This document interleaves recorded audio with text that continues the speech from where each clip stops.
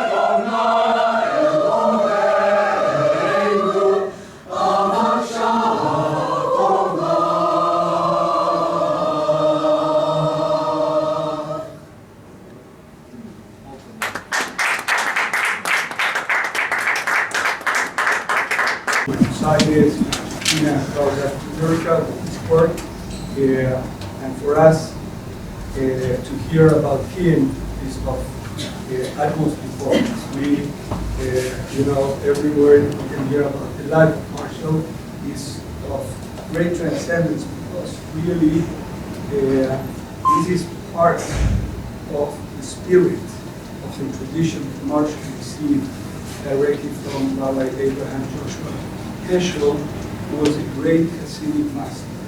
And Hasidic rabbis, Hasidic masters were not regular rabbis. They had a unique connection, personal connection with their disciples, and whatever happened in the life of a Hasidic master was very, very important for all his disciples. Needless to say, when a Hasidic master moved from one place to another, many times the whole community would move with them. And this is what happened with Marshall and all of his disciples here in Argentina. When he came, he changed our lives. When he left, our lives were greatly diminished. And those of us who had the great blessing of encountering Marshall again in the United States were deeply blessed a second time with him.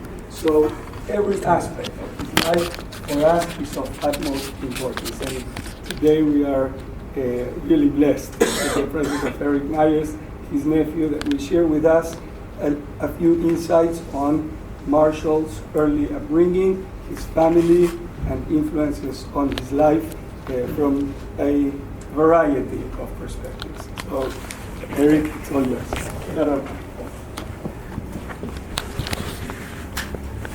Thank you. And Esther has asked me to say a few words about myself to start this before I talk about Marshall.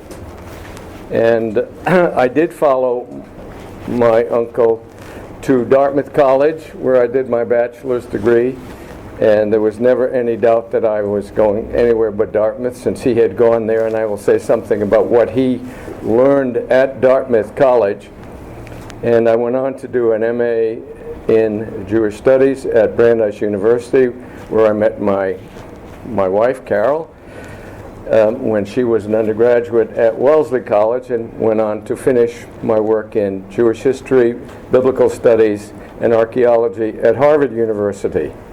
And I would consider my own specialty to be Second Temple Judaism, archaeology of the land of Israel, and biblical prophecy, especially the end of the period of biblical prophecy, and that's enough about me. First thing I'd like to say is something about the confusion in my name and Marshall's name. You all notice that I have an S and Marshall is a Meyer. My mother was Marshall Meyer's oldest sister, and she married a Myers with an S, so it's a Meyer Myers. My father was a German immigrant from East Prussia, Germany, a refugee from the Holocaust, and his former name was Meyrovitz, or Meyrovitz, son of Meyer. And when he was met by his uncle at the boat on Ellis Island, Uncle Eddie said to him, "Caution, now you're going to be a Myers, no more Meyrovitz in America." So that's the Meyer-Myers connection. Everyone gets confused about it, and I just thought I would say that at the beginning to clear that up. Some of my singing colleagues don't know the imprint and footprint that Marshall had here, but he was the only non-Argentinian to serve on the commission evaluating and the dirty war after, and was a great human rights activist, saving many, many prisoners during that time of the dirty war, and led the community here into strong position against the war and in social action. His remarkable work was recognized by President Alfonsín when he was given the Order of San Martin, the highest commendation that a civilian can receive. And I wanted to say that. And some of you, especially Marie Hammond, has read the book Heaven and Earth by Pope Francis and Rabbi Skorka. And in that book, Marshall is recalled as having had a great influence on Pope Francis, where he learned not only human rights, but the importance of interfaith activities. So that should be mentioned as well.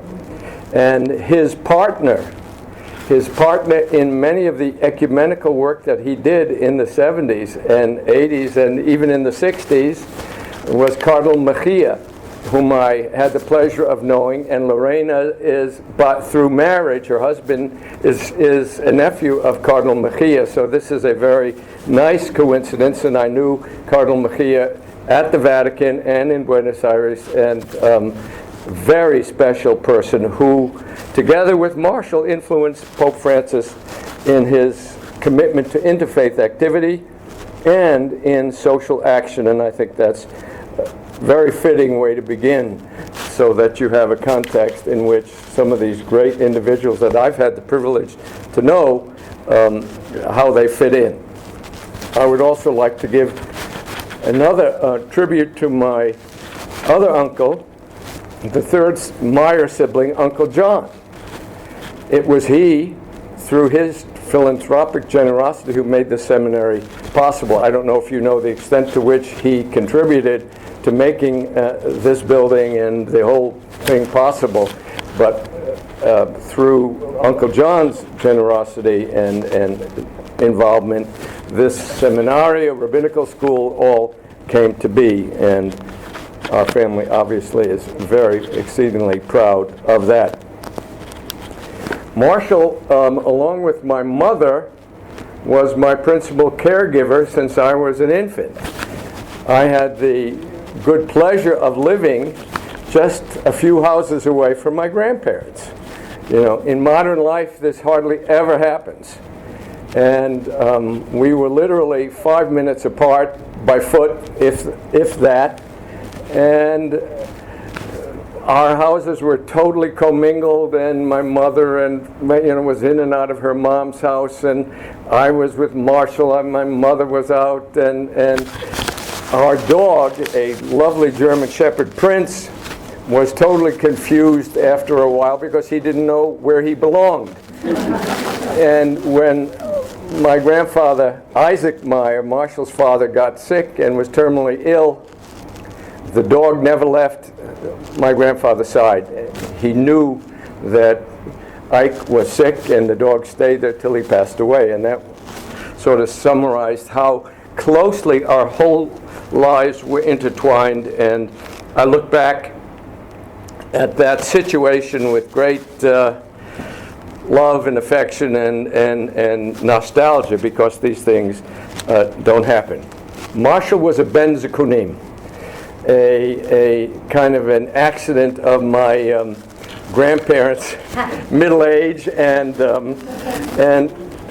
he therefore was very much beloved and treated like, he walked on water, which, everyone believed he did, and he ultimately did walk on water in a way.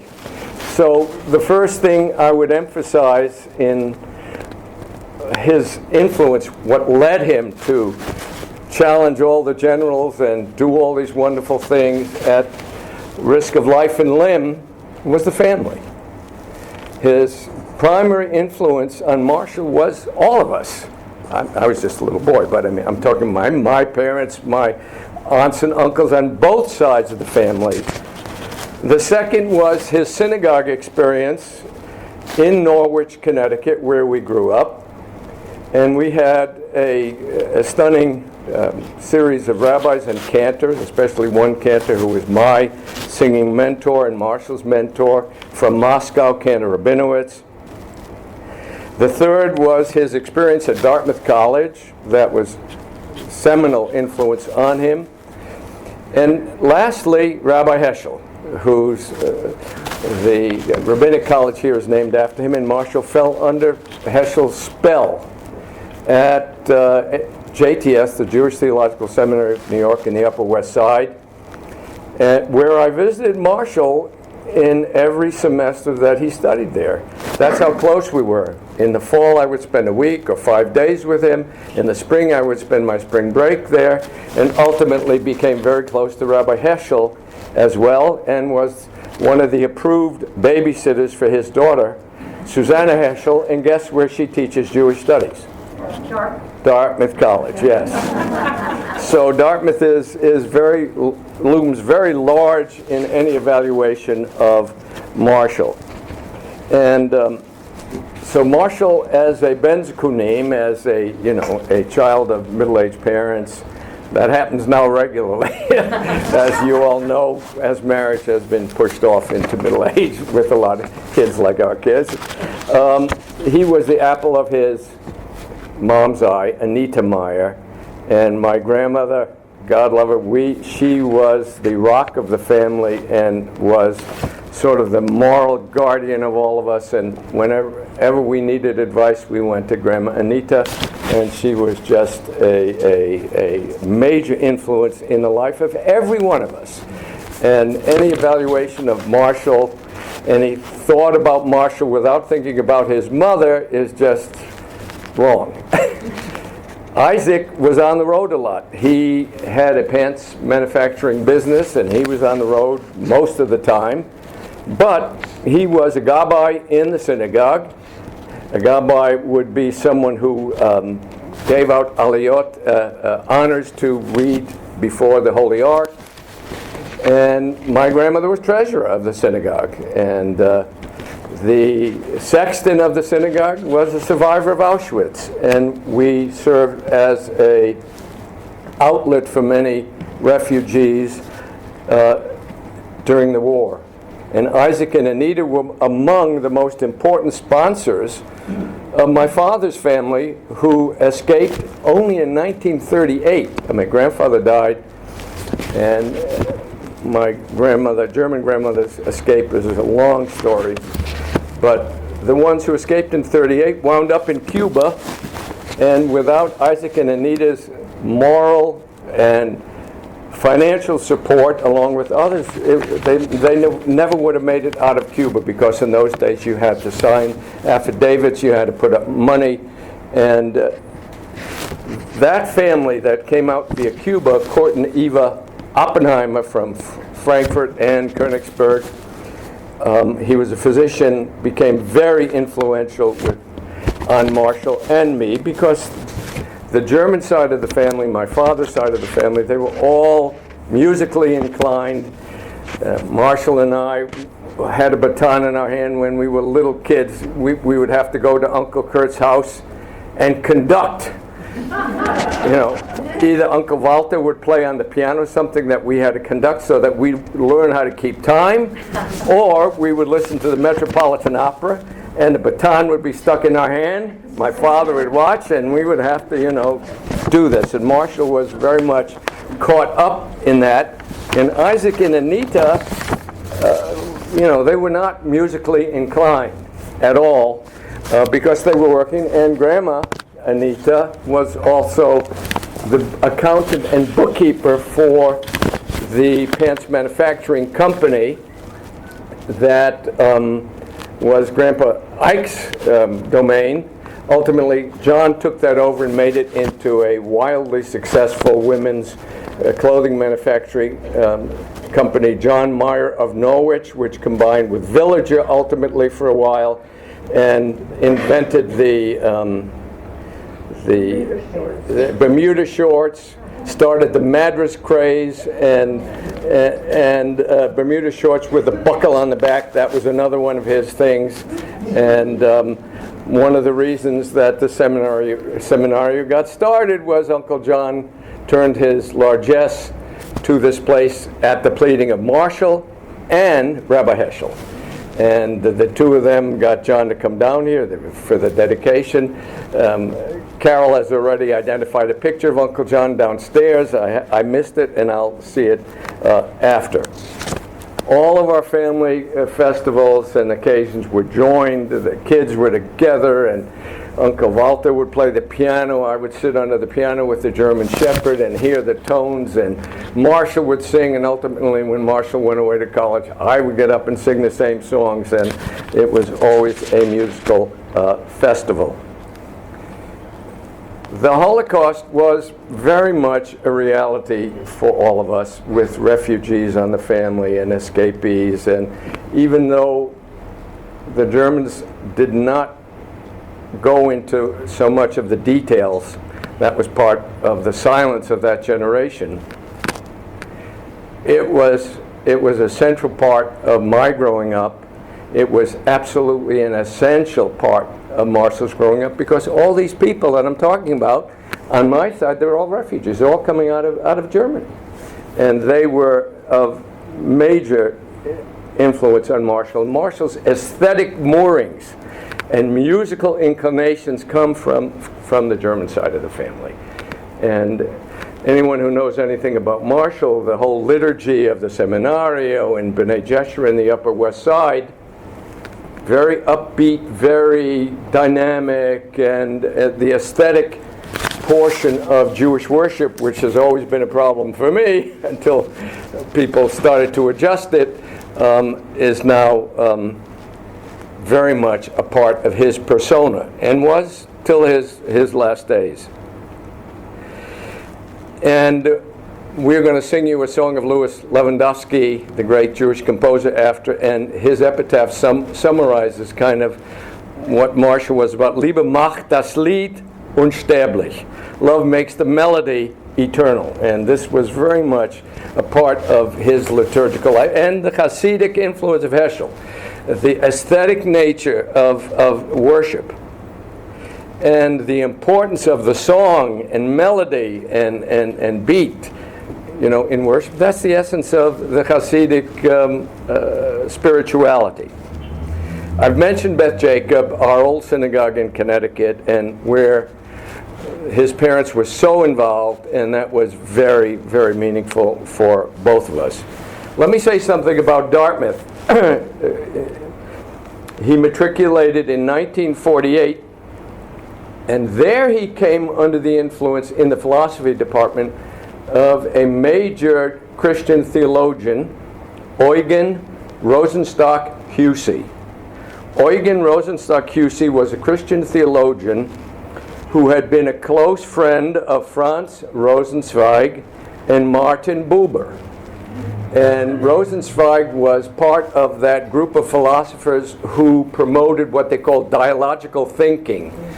And Marshall fell under the spell of Eugen, who himself had flirted with Judaism.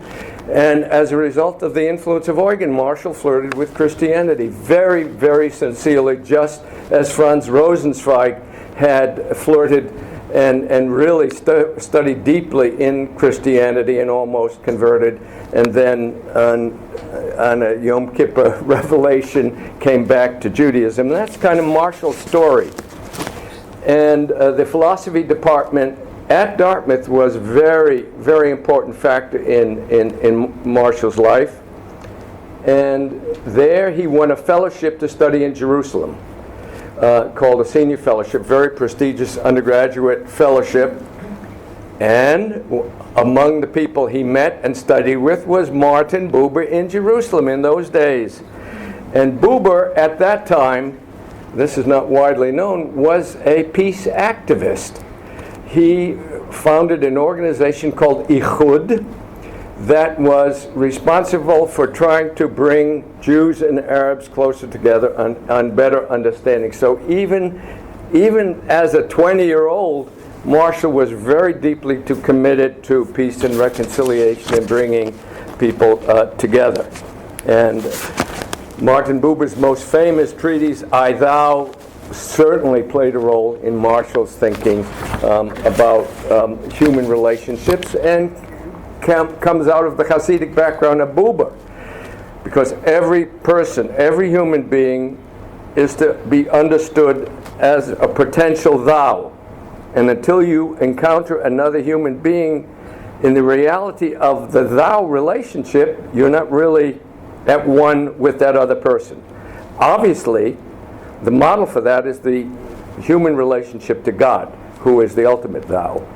But if you can translate that relationship into human terms, that's what enables human relationships to gel and to become meaningful, so that you risk everything in behalf of your fellow human beings, which he ultimately did. So these were very, very important influences.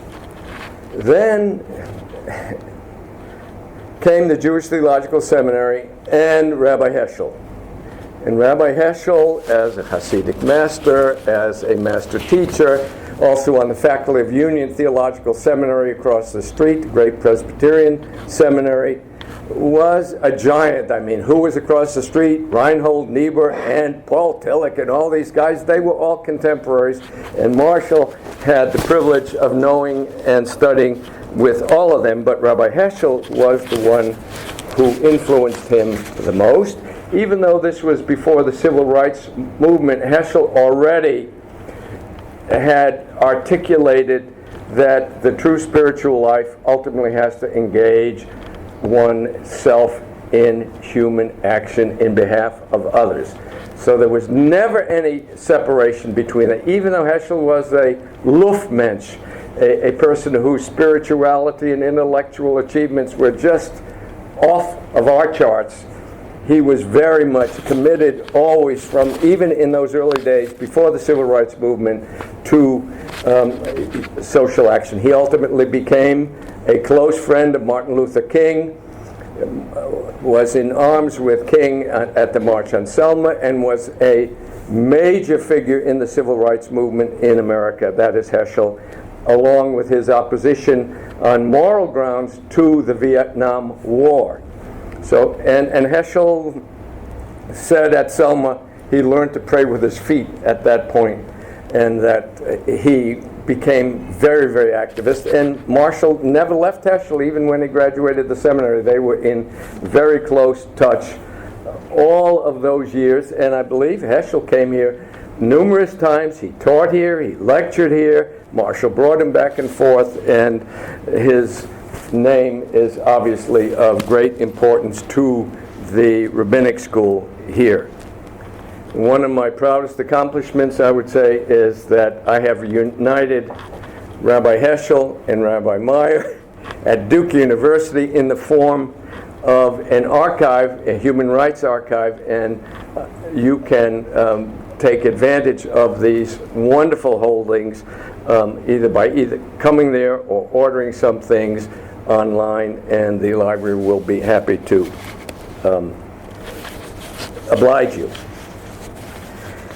I have a gift for you here, a letter Marshall wrote 20 years on the 20th anniversary of Rabbi Heschel's death, which was in 1972, and I'll just read a few lines from it and then conclude. It's 20 years, Rabbi Heschel, since you have passed away. I hear your voice every day. I teach your writings every day. I quote you every day.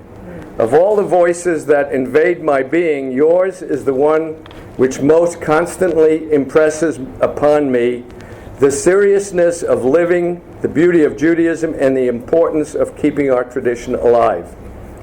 It was you above all who taught me about the sanctification of time. You taught me and other generations about the preciousness of the moment, of how eternity utters a day, and how a day can utter an eternity. Marshall's activism surely comes from Heschel, but it was set in motion by the influences of his youth, in my opinion, and by the teachings of Martin Buber as well. Marshall's love of music, classical and liturgical, was central to him as anything else in his life. He's probably the only rabbi whose funeral included several operatic arias blasting out over the synagogue, including the duet from Pearl Fishes with Robert Merrill and Yossi Bjorling. It enhanced his spirituality, and he could not keep from singing because it raised an echo in his soul. to quote the spiritual. He took the golden rule at face value and made it a sacred trust. To love one's neighbor means to actively to support him or her in every endeavor, in every way humanly possible. That's what he meant when he said, I have no right to be silent. And during the dirty war here in Argentina, he also said, never again. And when he lived in the Upper West Side in his last years observing homelessness and poverty, he said the same thing. May his memory and Rabbi Heschel's be for a blessing. Amen.